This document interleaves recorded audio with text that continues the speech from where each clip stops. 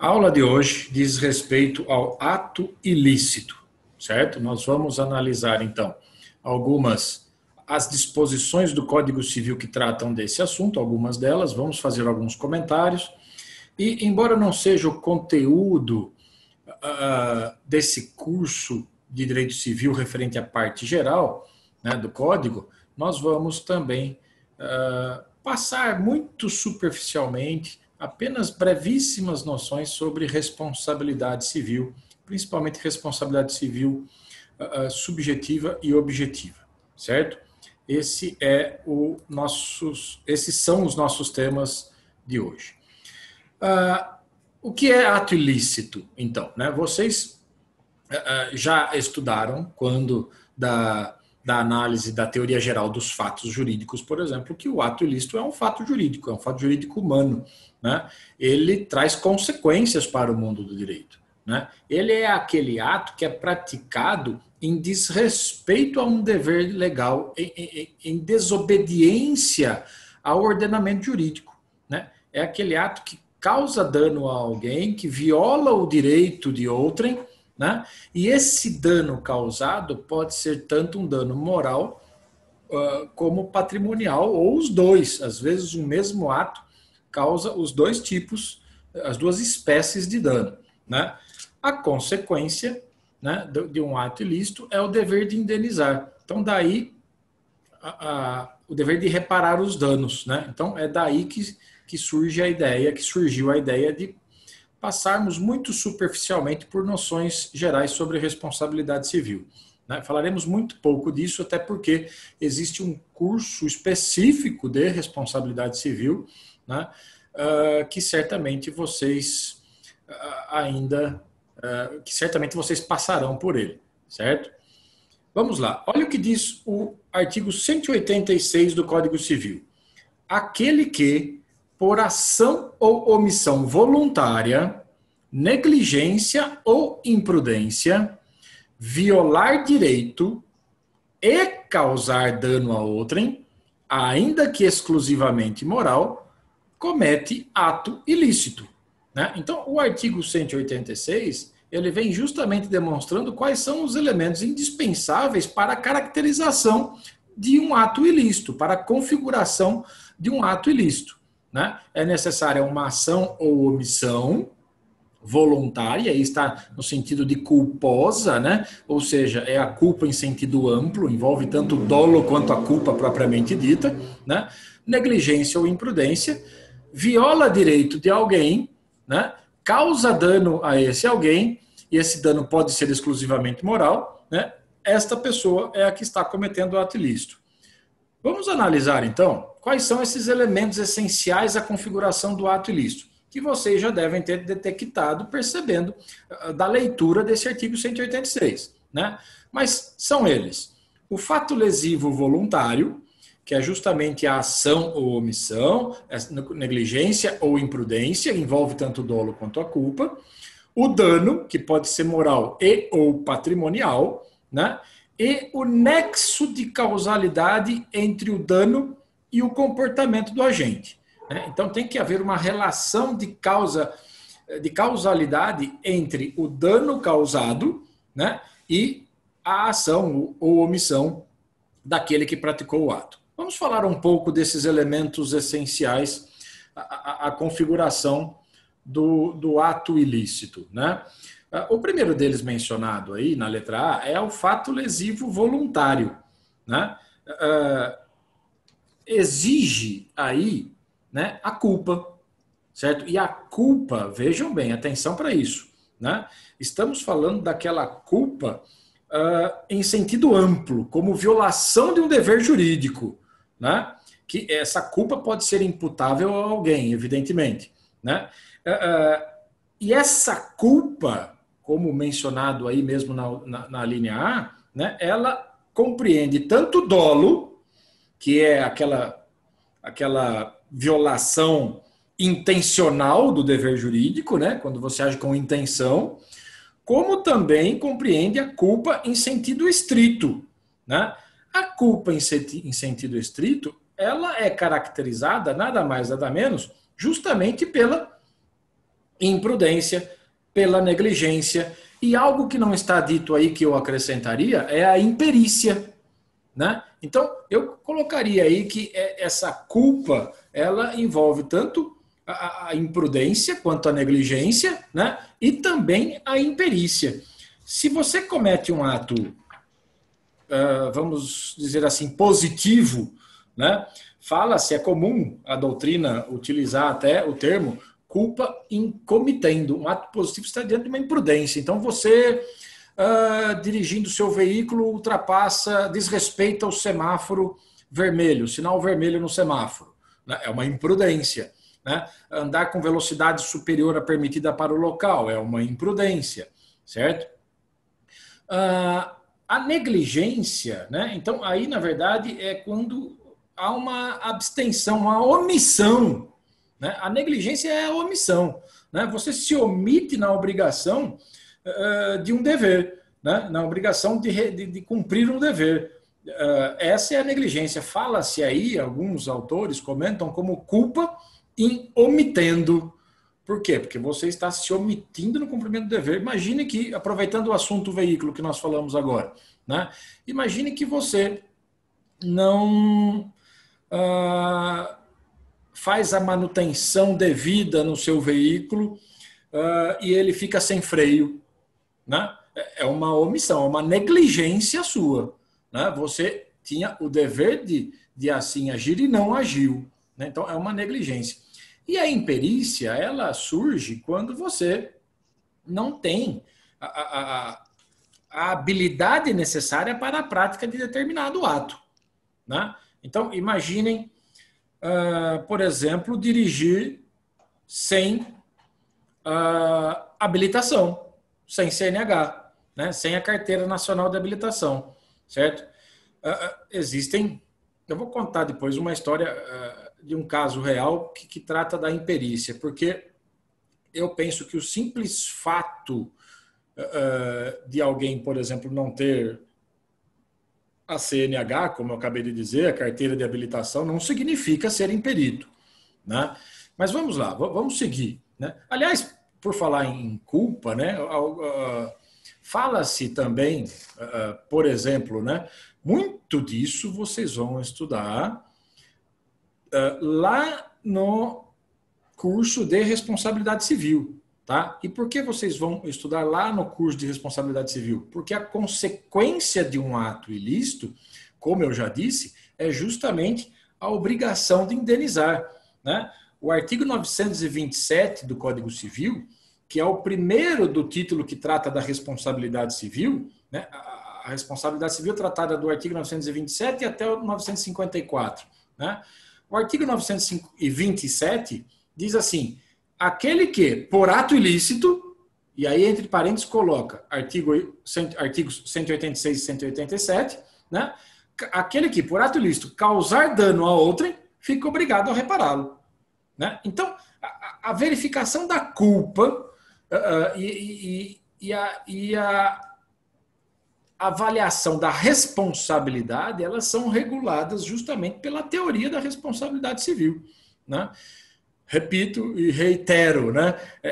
Que são conteúdos que vocês estudarão à parte num curso específico de responsabilidade civil, né? Que geralmente demora um semestre todo só para falar de responsabilidade civil, né? Então, a obrigação de indenizar, quem deve indenizar, né? A questão da responsabilidade subjetiva, responsabilidade objetiva, né? A indenização, o quantum da indenização, né? Tudo isso é estudado lá no título da responsabilidade civil do Código Civil, certo? Então, vocês estudarão, por exemplo, que é comum se falar em culpa invigilando. Por exemplo, qual que é a culpa invigilando? É aquela que decorre, que surge da falta de atenção com a atitude de alguém. Então, você vigiou mal alguém, né? Por exemplo, seu filho, né? Nós vamos ver a responsabilidade dos pais em relação aos filhos, é uma responsabilidade objetiva, trataremos disso já já, né? A culpa em elegendo, né? Você escolheu mal alguém para a prática de determinado ato, né? A culpa in eligendo pode surgir, por exemplo, em relação ao funcionário de uma empresa, né? Quer dizer, uma pessoa que é a jurídica ou física, né, escolheu mal seu funcionário e ele lhe causou algum dano, né? Ou causou dano a alguém, certo? Então, é aí que surge a responsabilidade e é aí que nós vamos tratar da responsabilidade civil subjetiva e objetiva, além de outras que vocês verão oportunamente, né? Lá no curso de responsabilidade civil. Um outro aspecto importante, aliás, ainda da culpa, estou lembrando de outra coisa aqui, né? Fala-se também em culpa contratual e extracontratual, né? Claro, a culpa contratual seria aquela que seria decorrente da violação de um dever previsto num contrato, né?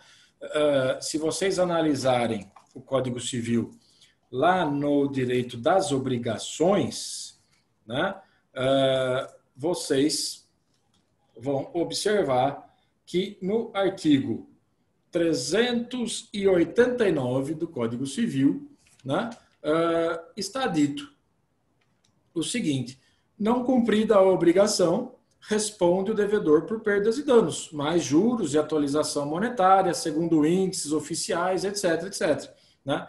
Então, são as consequências do descumprimento de um dever previsto num contrato. Né?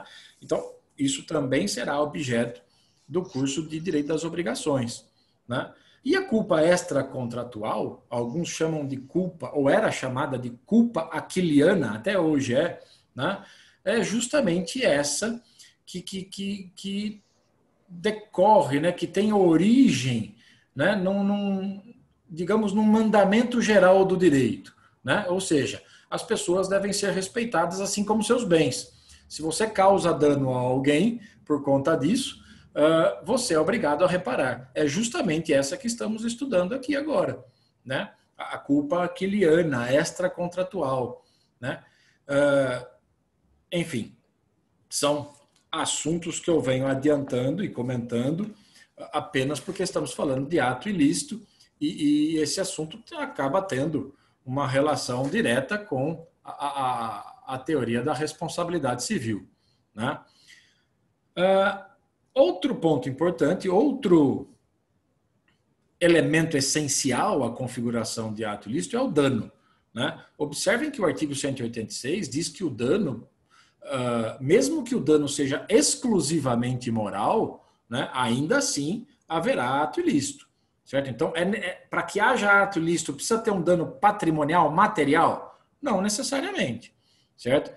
Mas é possível ter os dois, inclusive. Né? Esse dano, então, como está dito aí na linha B, ele pode ser tanto patrimonial quanto moral. Né? O dano moral é aquele, em linhas bem gerais, que recai sobre a honra de alguém, sobre a imagem de alguém. Né? E o dano, aliás, para se indenizar dano moral é uma discussão eterna, né? Como se indeniza, como se quantifica um dano moral, qual é o valor, né? A dor que você está sentindo tem um preço, é isso? Né? Não é bem assim. Né? O que se busca, na verdade, além digamos, atenuar, amenizar, né, as consequências do prejuízo, né? Também se busca, então aí ela teria essa função satisfatória, né? Mas também tem a função de gerar uma espécie de pena, uma sanção para aquele que causou o dano, né? Então ela tem dois efeitos aí, né? Um para satisfazer ou amenizar o seu prejuízo, a sua dor, né? E o outro de penalizar aquele que praticou o ato, certo? Esse dano, aliás, se decorrerem do mesmo ato, tanto dano moral como dano patrimonial, e isso é possível, né? É possível, por exemplo, você pedir os dois numa mesma ação, né? Tanto dano moral quanto o dano patrimonial, certo? O dano patrimonial, né? Ele pode dizer respeito à sua a efetiva diminuição do seu patrimônio, né, que a gente chama de dano emergente, né? Então, trombei com o meu carro no seu, né? O teu carro ficou amassado, a culpa pelo acidente foi minha, porque eu desrespeitei a placa de pare, né? Invadi a sua preferencial. O seu carro, depois desse acidente, depois desse dano que eu causei nele, diminuiu o valor dele, né? Porque ele está agora danificado, ele precisa de conserto. Né? Esse é o dano material, o dano patrimonial. Né? Esse é o dano emergente que surgiu com o ato danoso, com o ato ilícito. Né? Mas dentro desse dano patrimonial também é possível se falar numa outra espécie de dano que também se classifica como patrimonial, né? Que é o lucro cessante. Né? Não sei se já ouviram falar em lucro cessante, mas o lucro cessante nada mais é do que o que você deixou de ganhar. Né? Então, o dano patrimonial ele é a efetiva diminuição do seu patrimônio, né? Que é o dano emergente. Né? E o lucro cessante, ele é aquilo que você deixou de ganhar. Imagine que você, com o seu carro, por exemplo, trabalhava como taxista ou como Uber, né? Motorista de Uber. Enquanto o carro conserta, você não está trabalhando, você está deixando de ganhar. Isso que você está deixando de ganhar é o lucro cessante, e ele deve ser indenizado também. Certo? Bom, o terceiro requisito indispensável para a configuração do ato ilícito é o nexo de causalidade. Né? Esse nexo de causalidade entre o dano e o comportamento do agente. Né? Não se fala em responsabilidade civil se não estiver presente esse nexo causal, certo? Esse nexo de causalidade entre o dano e a conduta ilícita do agente. Né? Não haverá, por exemplo, esse nexo de causalidade nos casos de culpa exclusiva da vítima, força maior ou caso fortuito, né? Com algumas exceções em contrato de transporte, talvez no caso fortuito, mas vocês verão isso no curso de Direito Contratual, os contratos em espécie. Né? Mas olhem só, esse nexo de causalidade, para descobri-lo, né, para analisar se ele está presente ou não, é importante que você faça a questão. Né? Então, eu disse, vamos voltar à minha primeira história, eu desrespeitei o sinal de pare e com isso trombei com o teu carro, bati no teu carro, certo? Você estava na preferencial, eu invadi e bati no teu carro. Ótimo, então causou-lhe um dano patrimonial lá, né? O teu patrimônio diminuiu de valor, né? Porque o carro agora está todo avariado, né? Então tem um ato, tem um fato lesivo, tem uma ação ou omissão minha? Tem uma ação. Atravessei, desrespeitei o sinal de pare. Né? Teve um dano? Teve um dano no seu veículo. Para descobrir o nexo de causalidade, esse dano causado no seu veículo ocorreu por conta da minha ação? Né? Sim, pronto, então tem nexo de causalidade. E se tem nexo de causalidade, você preencheu os requisitos para a configuração do ato ilícito. Né? É importante analisar, eu falei que ia comentar sobre a imprudência. Né? Eu lembro de atender algumas pessoas, alguns casos, e num deles envolvia um motorista, um rapaz, que tinha cerca de, acho que 16 anos, 17 anos, e ele foi ao meu escritório porque ele tinham entrado com uma ação contra ele. Né? E por quê? Porque ele estava dirigindo um caminhão, olhem só, né? Acho que ele tinha 16 anos, viu? Ele estava dirigindo um caminhão, né? E o caminhão participou de um acidente de trânsito. Né? Esse caminhão era dele, né? E ele não tinha CNH, ele tinha 16 anos, 16 ou 17. Né? Ele não tinha carteira de habilitação. Né? Acontece que o acidente só ocorreu, né? É um caso real isso. Acontece que o acidente só ocorreu Porque a outra pessoa que dirigia o outro veículo invadiu a preferencial dele. Certo? Então, vamos fazer as perguntas. Né? Primeiro, né, na defesa dele, o fato de não ter CNH, eu lembro de sustentar isso na defesa desse rapaz, né? O fato dele não estar oficialmente habilitado para dirigir, né, não significa que ele é imperito. Né? Eu conheço muita gente que tem CNH e que quando eu percebo que está passando ao meu lado, eu fico longe. Né? Porque mesmo com CNH não sabem dirigir. Agora, é preciso demonstrar essa imperícia. O simples fato de não ter CNH não pode servir como um fato concreto, um fato indiscutível de que ele é imperito. Mas olha só o principal na defesa aí. Teve uma ação, né, do meu cliente para ver se ele praticou um ato ilícito. Vamos fazer a análise. Teve uma ação desse rapaz? Teve. Ele estava dirigindo o caminhão, certo? E tinha 16 anos e não tinha CNH. Teve um dano causado no veículo do autor da ação, no outro veículo? Teve. Né? Teve um dano causado. Pergunta do nexo de causalidade. Esse dano causado no outro veículo ocorreu por conta de uma ação praticada pelo meu cliente, por esse rapaz? Não. E por que não? Esse dano causado somente ocorreu porque o próprio autor da ação invadiu a preferencial dele, senão não teria ocorrido dano. Né? Então não há nexo de causalidade. Se não há nexo de causalidade, não há que se falar em ato ilícito. E se não se fala em ato ilícito, a princípio, não se fala em indenização. Né? E isso acabou sendo reconhecido judicialmente. Certo? Ainda sobre o nexo de causalidade, tentem perceber a importância disso, de se analisar a presença desses requisitos. Me lembro de atender um senhor, vou chamá-lo aqui de seu Zé, certo? Lembro do seu Zé entrando lá no escritório e ele estava todo engessado, né? O braço, a clavícula, ele tinha quebrado a clavícula, né? E ele estava todo engessado, mal andava, né? Contou-me ele a seguinte história. Estava andando de bicicleta na rua, descendo uma ladeira lá na cidade onde ele morava, né? Onde ele mora, né? E um veículo cruzou a preferencial dele, certo?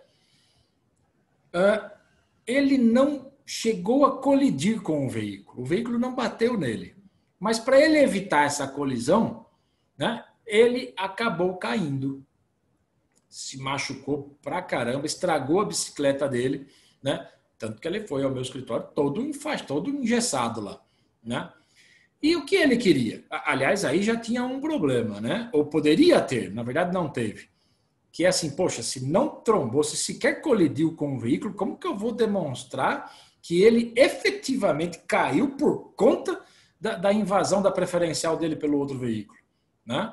E aí, para a sorte dele, ou enfim, para facilitar ou até tornar desnecessária a produção de prova a esse respeito, tudo isso já se encontrava no boletim de ocorrência, inclusive relatado pelo próprio rapaz que dirigia o veículo. Né?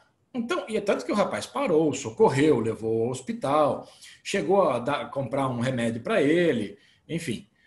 O que o seu Zé queria então no escritório?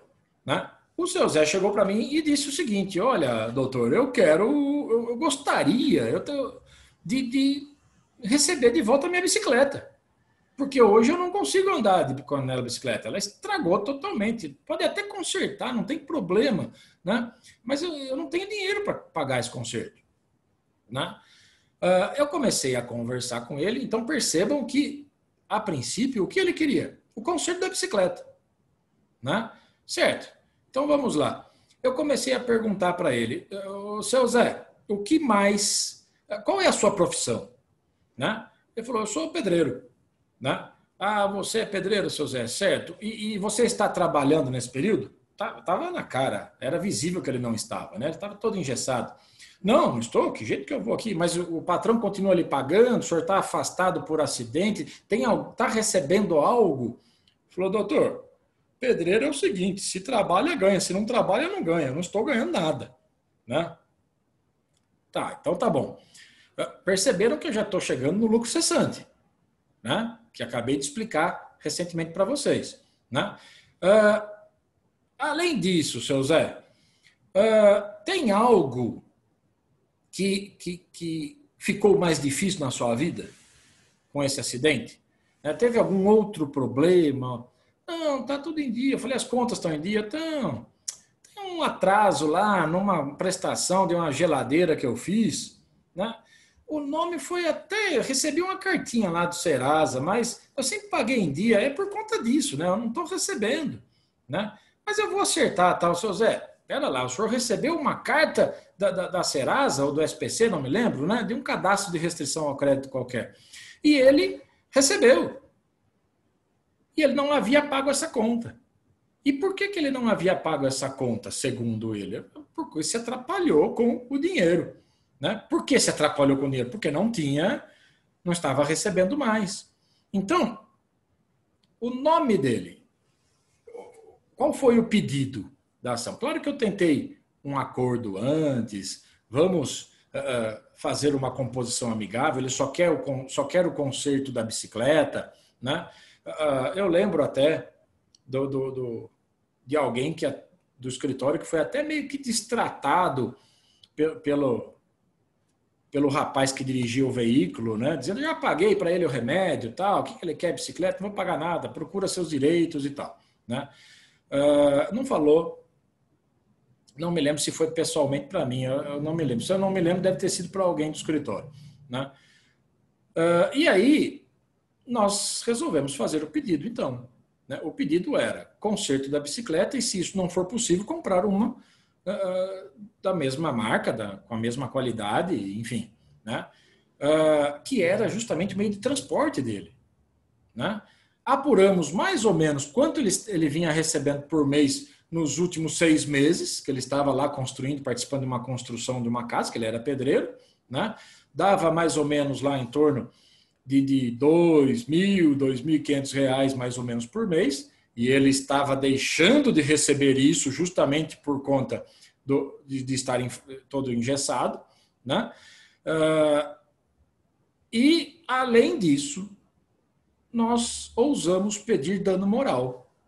E não é um dano moral porque ele ficou engessado, e isso dificultou a vida dele, ele teve dor, etc, etc. Né? Mas principalmente porque o nome dele foi para o Serasa. Ô, professor, mas o nome dele foi para o Serasa porque o rapaz atravessou a preferencial dele? Não está muito certo isso. Então vamos fazer a pergunta do nexo de causalidade. Né? O nome dele foi inserido nos cadastros de restrição ao crédito, né? Por quê? Porque ele não pagou a conta. Uma conta qualquer. E outra coisa que apuramos, aquele carnezinho que ele tinha para pagar parcelado aquela geladeira, todos os pagamentos anteriores haviam sido feitos antes da data do vencimento. Somente 3, acho, após o acidente, que não estavam pagos. Ou seja, está demonstrado que foi por conta do acidente, porque ele parou de receber. Né? Então, o nome dele foi inserido nos cadastros de restrição ao crédito, por quê? Porque ele não pagou a conta. Por que ele não pagou a conta? Porque ele não tinha dinheiro. Né? E por que ele não tinha dinheiro? Porque ele parou de trabalhar. E por que ele parou de trabalhar? Porque ele estava todo engessado, todo machucado, não tinha, exercendo a função de pedreiro, não tinha como ele trabalhar. Né? E por que ele estava todo engessado? Porque ele caiu de bicicleta. Né? E por que ele caiu de bicicleta? Porque aquele rapaz que porque aquele rapaz que distratou, inclusive, um colega meu lá no escritório, cruzou a preferencial dele. Então, aquele rapaz que cruzou a preferencial dele deu causa a tudo isso, deu causa a todos esses danos ao meu cliente, ao seu Zé, que estamos chamando ele aqui, né? Deu causa a esses danos. para o seu Zé. E o seu Zé deve ser indenizado por isso. Né? Isso tudo acabou sendo reconhecido judicialmente e é evidente que o seu Zé, que entrou no escritório para receber uma bicicleta, né? Ele saiu de lá dizendo assim, meses depois, né? Depois que terminou tudo e houve o pagamento. Eu queria só consertar minha bicicleta e no fim vou fazer uma reforminha em casa. Né? Ótimo, é merecido, né? Porque fez-se justiça, certo? Então, os elementos essenciais da configuração do ato ilícito são esses, tá? Seguindo com o conteúdo, né? Existem atos lesivos que não são ilícitos.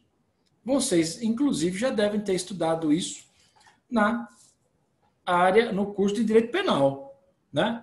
Há casos excepcionais, né, que não se constituem como atos ilícitos, mesmo causando lesões, mesmo lesionando direitos de outras pessoas. Né? Você vai encontrar o dano, a ação, o dano, a relação de causalidade, né? Então, estarão presentes aqueles 3 elementos indispensáveis à configuração do ato ilícito: ação, omissão, dano e o nexo de causalidade, e ainda assim não será um ato ilícito, não será classificado como um ato ilícito. Né? Essas são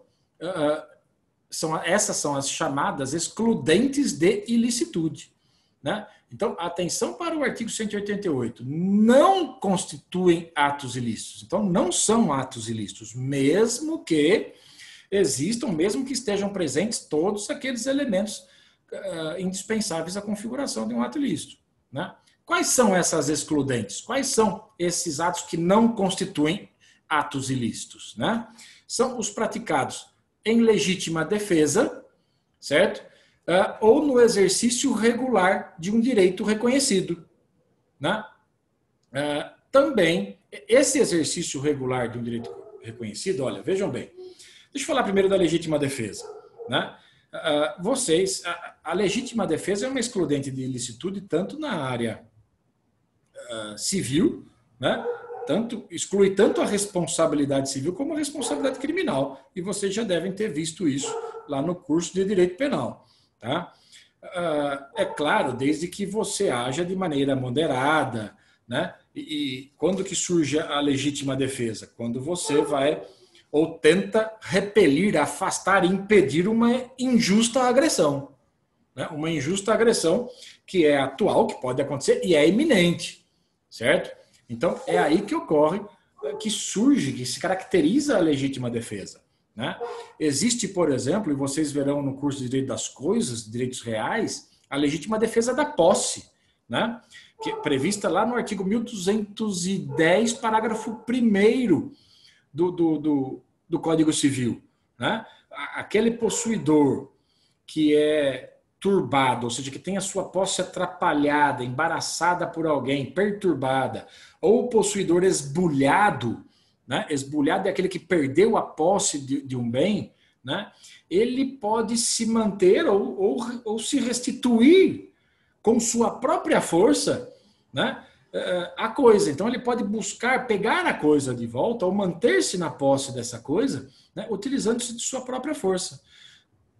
Os requisitos surgem lá também, contanto que o faça logo, é o que diz o parágrafo 1º do 1210, logo quer dizer de maneira imediata, né? E que esses atos de legítima defesa, para ser uma defesa legítima, né, não podem ir além do indispensável à manutenção ou restituição da posse. Isso lá no caso de posse.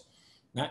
Aqui também não pode ir além do indispensável para afastar, para repelir a ameaça ou a injusta agressão. Né? O exercício regular de um direito reconhecido também é um exemplo de excludente de ilicitude. Né? Atenção para o seguinte: quando o exercício de um direito é irregular, é anormal, né? Aí surge o chamado abuso de direito. E o abuso de direito no novo Código Civil é expressamente classificado como ato ilícito também. É o que diz o artigo 187. Né? Olha lá, também comete ato ilícito o titular de um direito que, ao exercê-lo, excede manifestamente os limites impostos pelo seu fim econômico ou social, pela boa-fé ou pelos bons costumes. Né? Então, haverá ato ilícito se você exercer irregularmente um direito seu, abusivamente um direito seu. Né? E aí, nesse caso, se há ato ilícito, você responde pelos danos. Né? Vocês estudarão também em direito das coisas, direitos reais, lá em direito de vizinhança, né? Começa lá no artigo 1277 do Código Civil, né? Dentre as regras, né? Nessas regras de direito de vizinhança, também há repressão ao uso anormal de uma propriedade.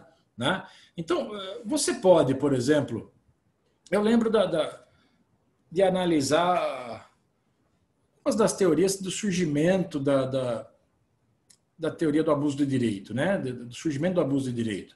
Imaginem que uma pessoa, você tem lá o seu imóvel, e nesse seu imóvel, isso em 1900 e bolinha, muito tempo, né?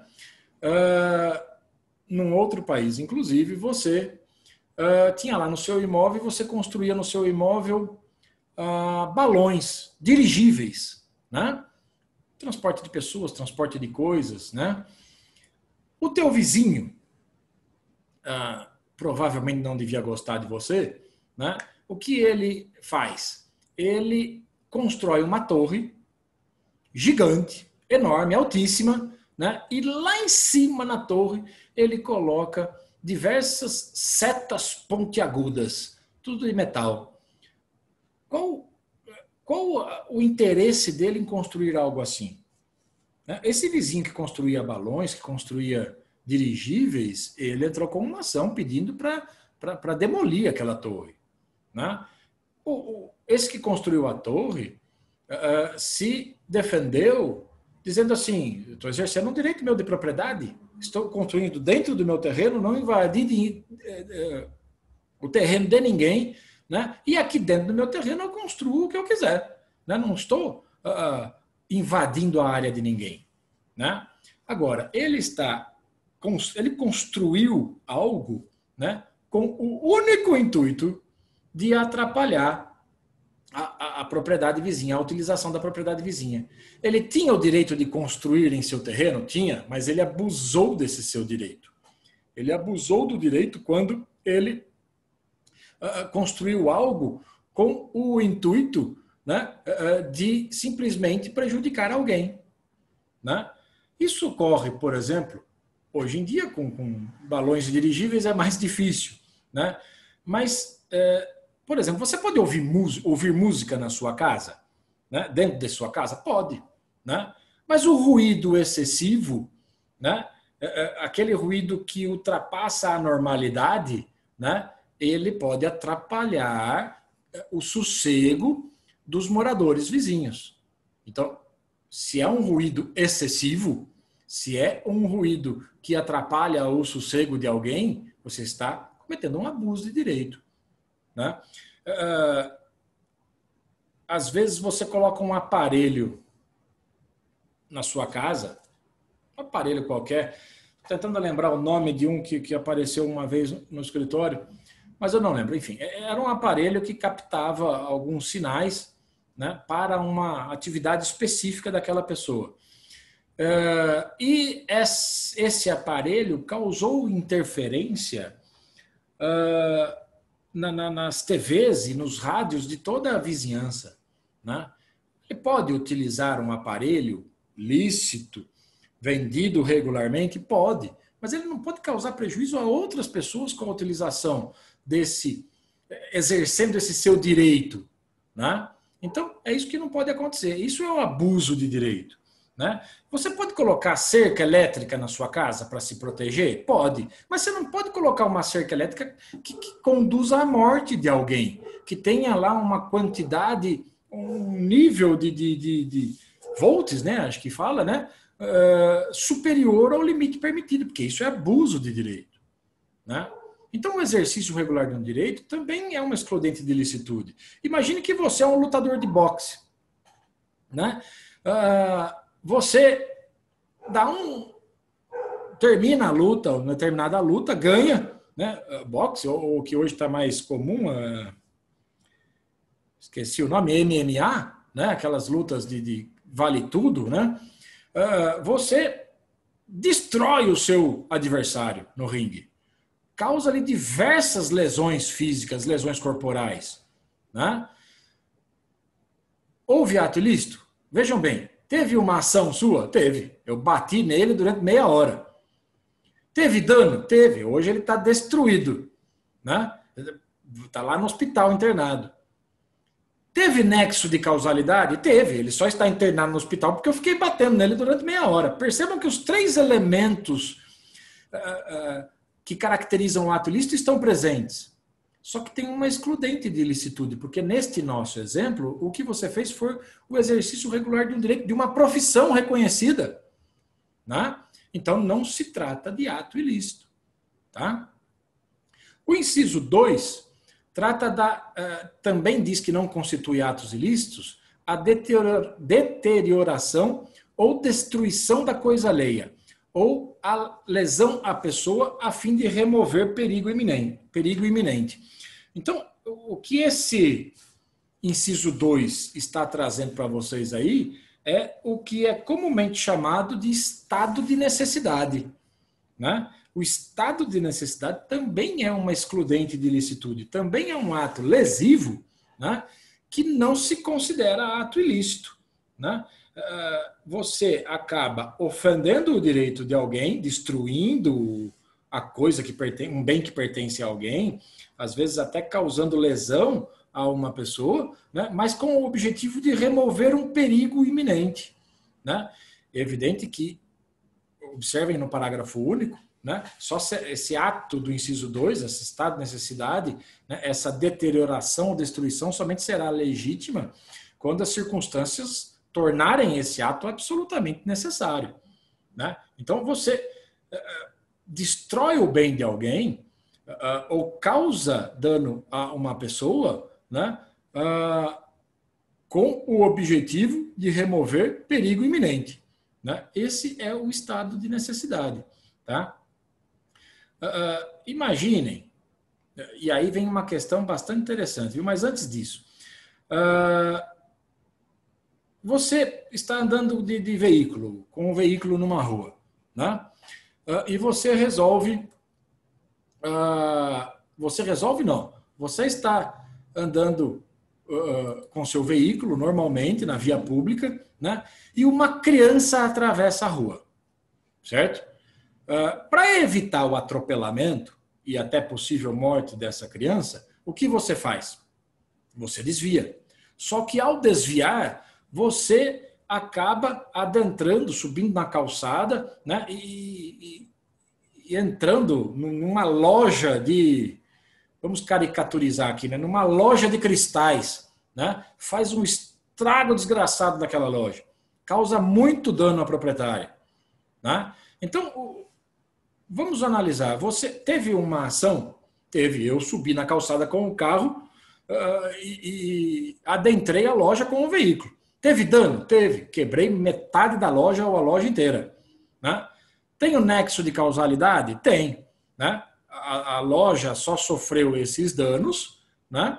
A proprietária ou os proprietários da loja só sofreram esses danos por conta da sua ação de entrar com o carro lá, né? Então, tem a ação, tem o dano, tem o nexo de causalidade. Só que eu fiz isso para remover um perigo iminente, estado de necessidade. Não cometi um ato ilícito, certo? Mas e isso serve para outros casos, né? Imagine que você precisa, para impedir um incêndio que numa casa qualquer, né? Você invada a casa, destruindo a casa para poder apagar o fogo, né? Imagina que você tem que matar um cachorro, certo?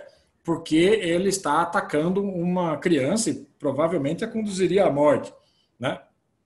Então, para isso, você tem que matar o cachorro. Você está causando um dano a alguém, ao dono do cachorro, né? Só que, observem, indo um pouco agora lá para a responsabilidade civil, certo?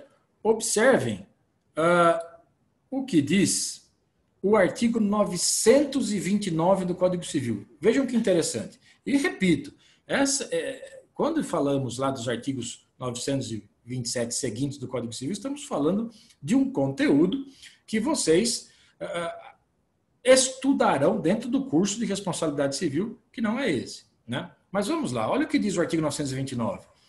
Se a pessoa lesada ou o dono da coisa, no caso do inciso 2 do artigo 188, é esse que acabamos de analisar, né? O estado de necessidade, né?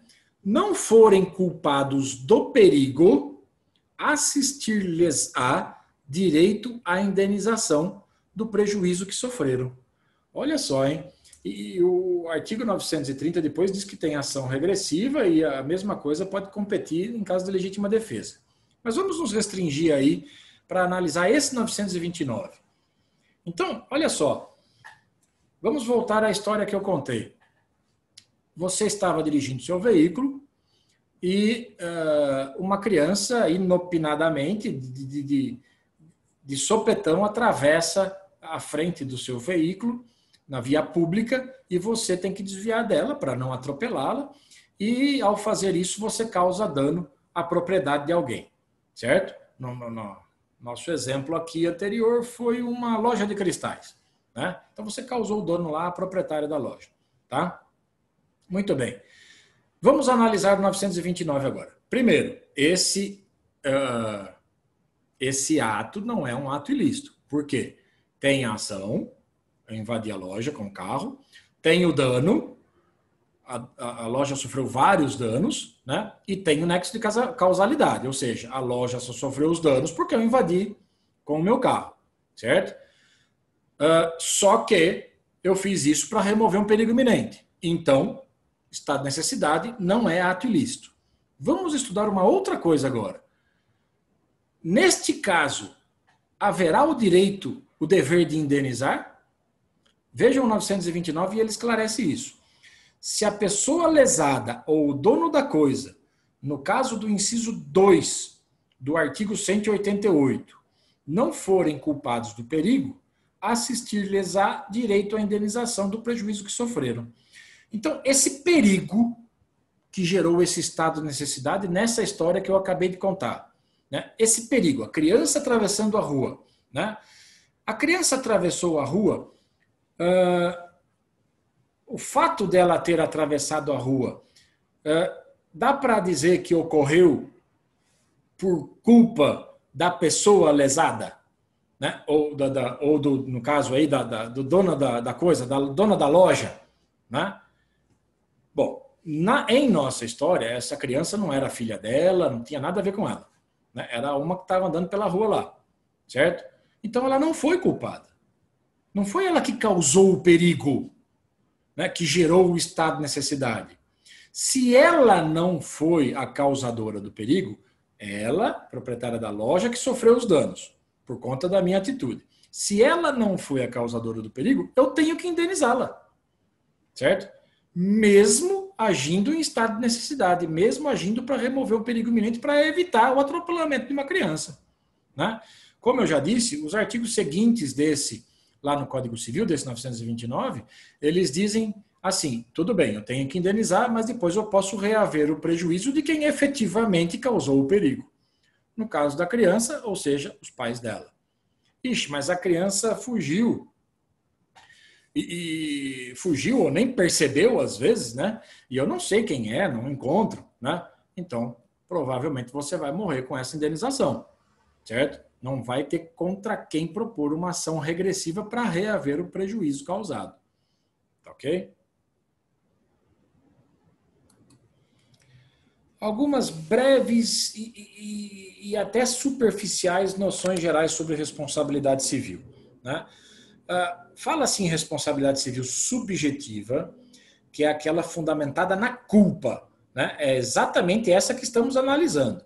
Lembrem lá que falamos em culpa em sentido amplo, que é tanto o dolo quanto a culpa em sentido estrito. Né?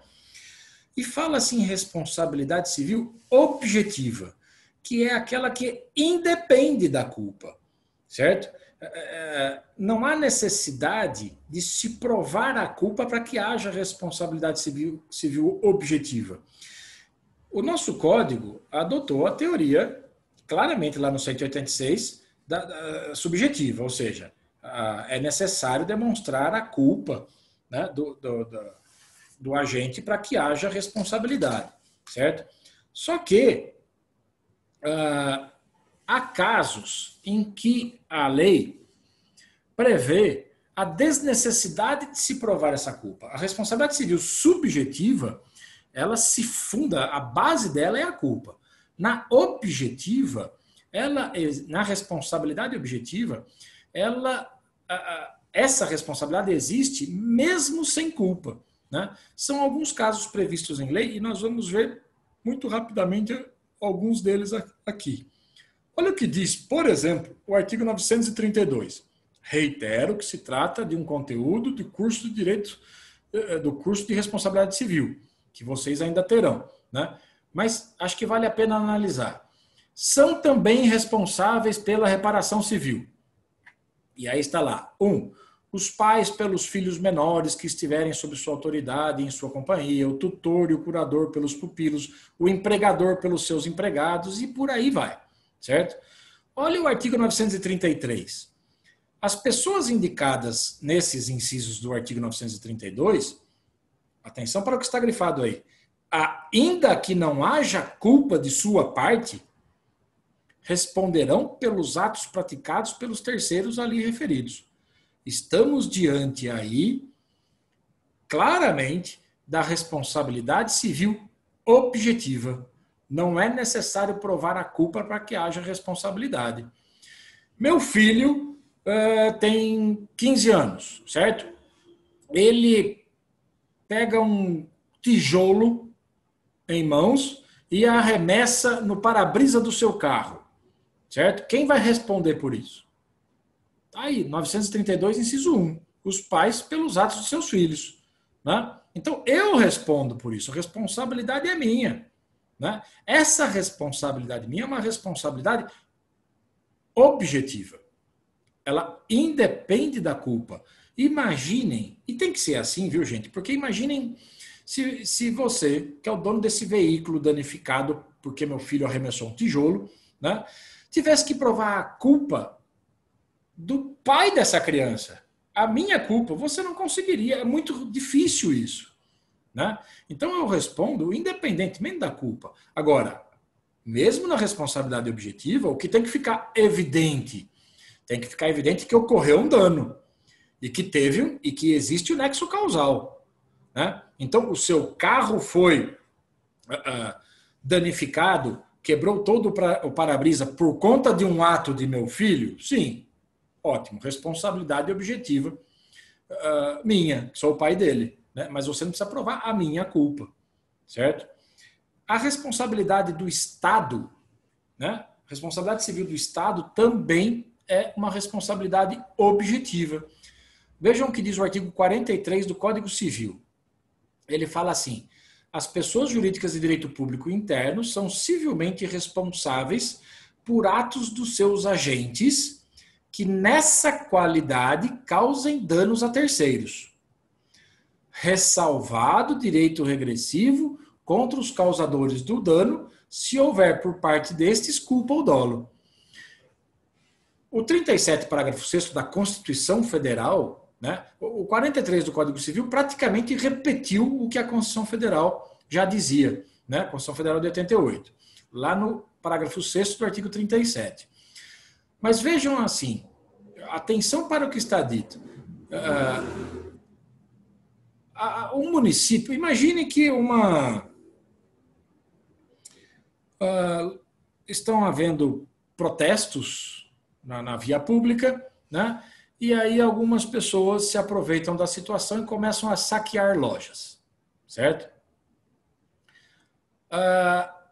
Esses saques cometidos por essas pessoas acabam sendo denunciados e chega o pelotão da Polícia Militar, né, para coibir isso, né, para pôr ordem no local. Né? Naquele atropelo, né, naquela multidão, retirando pessoas da loja, tentando impedir saques, deterioração de patrimônio, etc., etc., né? Um dos policiais, ao se movimentar ou ao se virar, acaba acertando o rosto de um dono de loja. Né? Vamos caricaturizar mais aqui. E ele fica cego por conta disso de um olho. Tá? Ok. Esse cara, esse dono da loja, sofreu um dano. Certo? Que foi praticado por uma ação cometida por um funcionário do governo do Estado de São Paulo, aqui no nosso caso, do governo do Estado. Né? Diz o 43 que as pessoas jurídicas de direito público interno, estamos aí, por exemplo, nos entes federativos, né, os estados, né, respondem pelos atos de seus agentes que nessa qualidade, ou seja, agindo como agentes públicos, né, causarem danos a terceiros.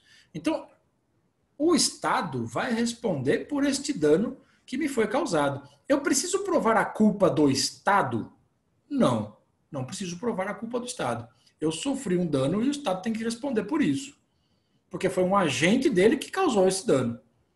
Certo? O que eu preciso provar é esse nexo causal. Eu fiquei cego de um olho justamente porque o cacetete do policial lá bateu sem querer em meu rosto? Sim, foi. Então tem um nexo causal. O Estado é responsável por isso. Né? Responsabilidade civil objetiva. Mas olhem a parte final do artigo 43. Ressalvado o direito regressivo contra os causadores do dano, se houver, por parte deles, culpa ou dolo. O Estado vai ter um prejuízo com isso, não vai? Né? O Estado vai ter um prejuízo porque ele vai ter que me indenizar. Indenizar o dono da loja, que é o particular. Né? Agora, o Estado tem ação para reaver esse prejuízo, né, contra o policial. Só que, nessa ação regressiva, nesse direito regressivo, que o Estado vai em que o Estado vai contra o policial, neste caso, o Estado tem que provar a culpa do policial, né? O dolo ou a culpa. Então, a responsabilidade do Estado, nesta nossa história toda aqui inventada, né? A responsabilidade do Estado é objetiva. A responsabilidade do policial perante o Estado, para repor o prejuízo ao Estado, é subjetiva. O Estado precisa provar a culpa dele. Certo? Então, essas algumas noções gerais sobre responsabilidade civil que interessam a esse tema, porque estamos falando de ato ilícito, né? E a consequência de um ato ilícito é justamente o dever de indenizar, ok? Esta, então, a aula em que analisamos algumas disposições do Código Civil que envolvem o ato ilícito e também algumas poucas considerações superficiais em relação ou com o intuito de dar algumas noções gerais sobre responsabilidade civil, ok?